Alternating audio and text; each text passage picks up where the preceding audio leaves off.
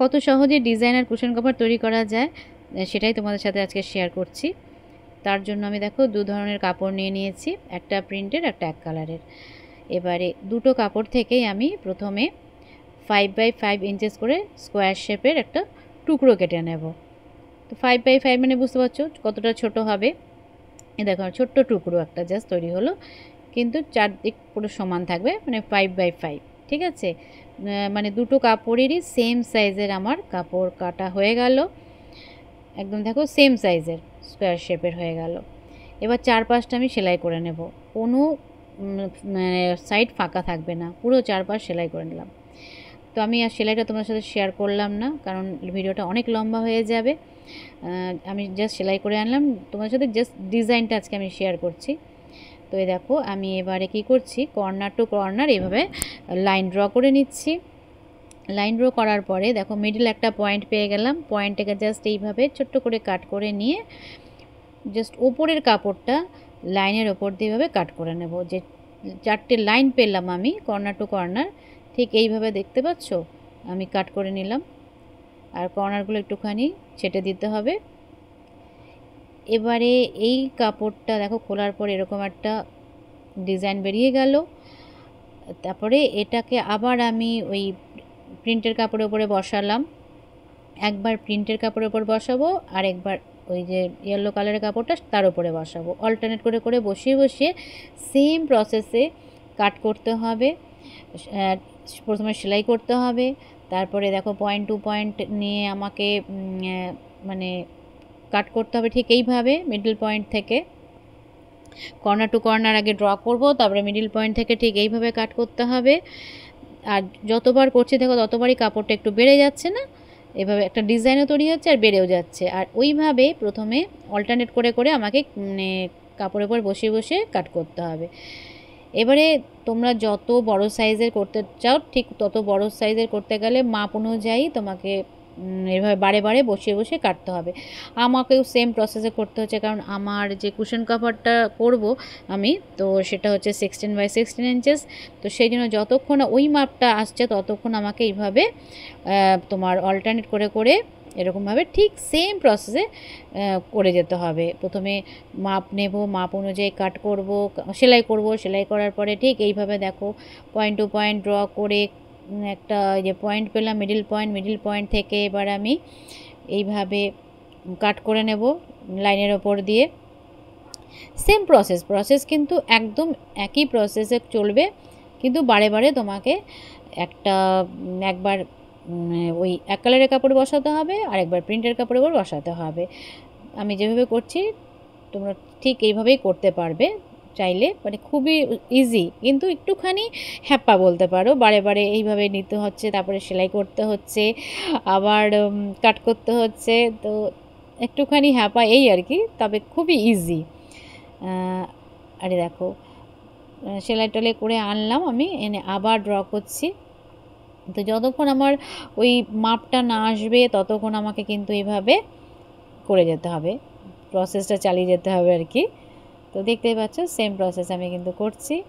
তো এবার মনে হচ্ছে জাস্ট আর একটা পার্ট নিলে আমার হয়ে যাবে, মানে যথারীতি অনেকটাই বড় হয়ে গেছে দেখতে পাচ্ছ। তো তো একটা যে একবার ইয়েলো কাপড়ের মধ্যে বসিয়ে নিলে ব্যাস আমি ওই মাপটা পুরো পেয়ে যাব আর কি, 16x16 ইঞ্চেস যে আমার মাপটা রয়েছে সেই মাপটা আর কি।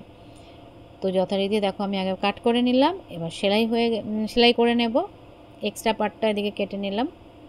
তো সেলাই করে আনার পর একদম সেই প্রসেসেই আমি কাট করে নিচ্ছি, দেখতেই পাচ্ছ চারটে পাপড়ি বেরিয়ে যায়, তাই না? মানে ফুলের যে পাপড়িগুলো হয় ঠিক ওই টাইপেরই লাগছে। তো এই দেখো কত সুন্দর হয়ে গেল। তো আমার এই মাপটাই দরকার, যে আমার মাপ মতো আমার হয়ে গেল, আর দরকার নেই।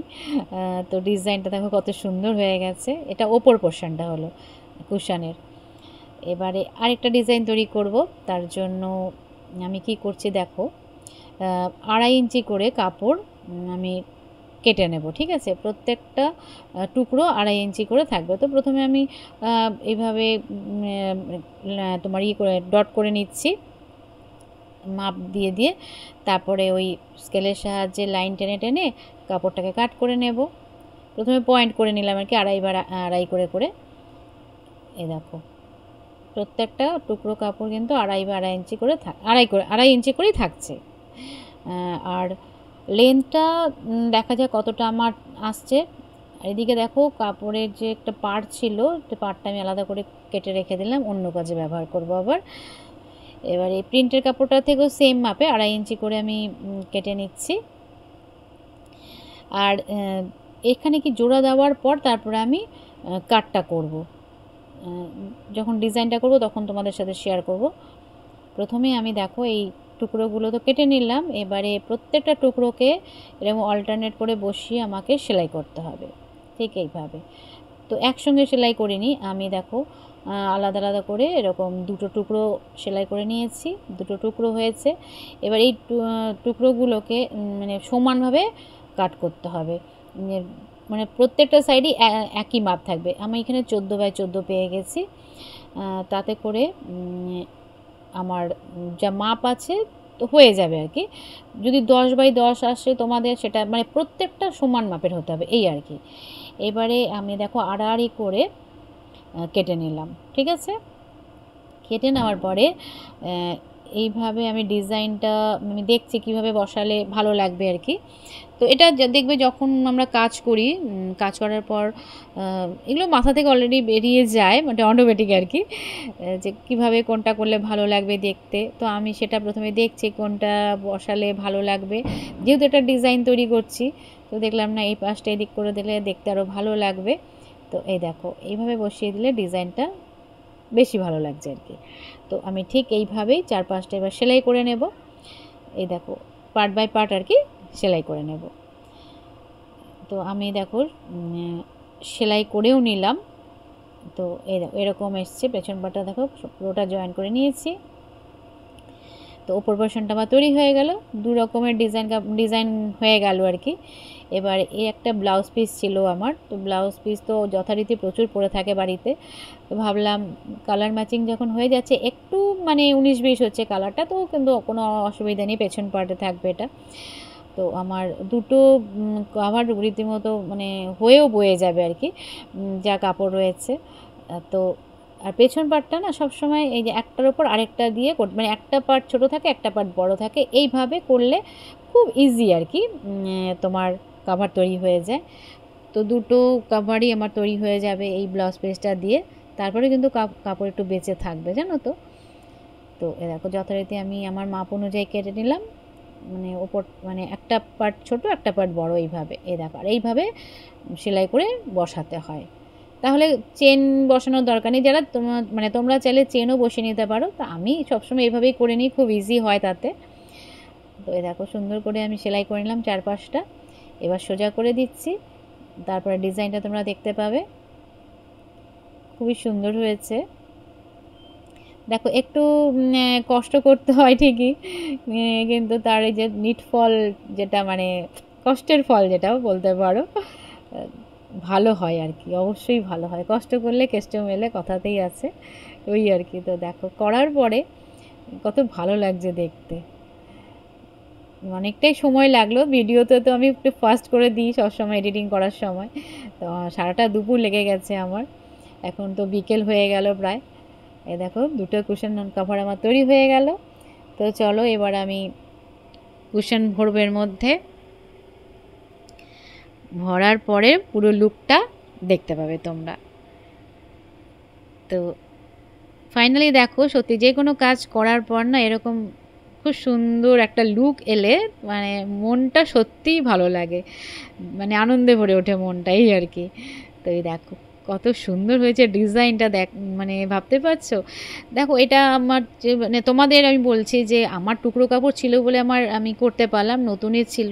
তো একটা সময় যেহেতু আমি সেলাই করতাম সেই সুবাদেই রয়েছে কাপড়গুলো, তারপরে তো এটা সেটা জোড়াতালি দিয়ে করে নিই আর কি। তোমরাও এরকম টুকরো টুকরো কাপড় দিয়ে কিন্তু করতে পারবে, কোনো বড় বড় কাপড়ের কোনো দরকারই নেই। দেখো আর মিক্স অ্যান্ড ম্যাচ করে নিলে না খুবই ভালো লাগে। আর এরকম দু রকমের কাপড় হলে মানে বেশি ফোটে যে কোনো, বা দুটো এক কালারের কাপড় যদি হয়, মানে মানে একই কালারের যদি দু রকম হয়, ব্ল্যাক অ্যান্ড হোয়াইট হতে পারে যে কোনো, তাতে করেও কিন্তু আরও ভালো লাগবে, জানো তো। তো ফাইনালি লুকটা দেখতে পাচ্ছ তো, কত সুন্দর হয়েছে ডিজাইনটা। দু রকমের দুটো ডিজাইন হয়ে গেল আর কি ফাইনালি। তো চলো আজকের মতন টাটা, আবার দেখা হচ্ছে নতুন কোনো ব্লগে।